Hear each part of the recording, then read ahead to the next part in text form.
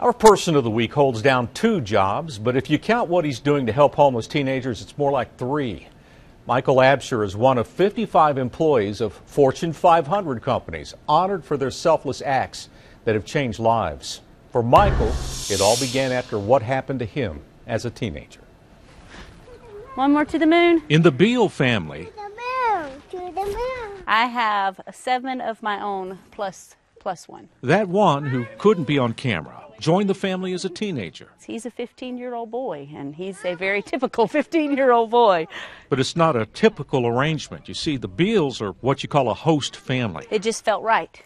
It just felt right. They took in a young man named Michael who couldn't stay with his original family. Primary focus is trying to figure out a place for them to be at. This is a different Michael, but this Michael Absher, also knows something about being a homeless teenager. I stayed in a homeless shelter my senior year in high school. I stayed there for about a year and a half. That experience taught him something. He learned more needs to be done to help homeless youth. So 5 years ago, at the age of 21, Emptied some of that out. Michael Absher founded the nonprofit Only Hope WNC, helping young people who don't necessarily need or belong in foster care, but another place to stay a while. Sometimes it's the parent had a rough spot or the kids have a rough spot.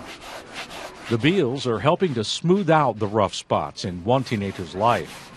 At Bill Beal's collision repair shop that sits right down the hill from his home, he can learn a thing or two about work responsibility. You know, he had a tough battle ahead of him. I had a history of drugs and alcohol, so, you know, that I kind of could relate to him as far as a lot of the feelings and emotions that go on.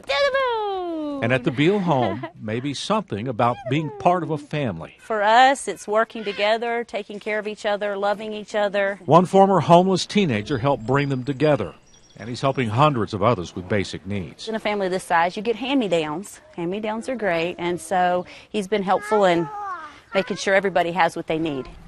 It's meeting a need at a time of crisis, when all a young person may have is only hope. We're here to help make sure these kids have a place to stay.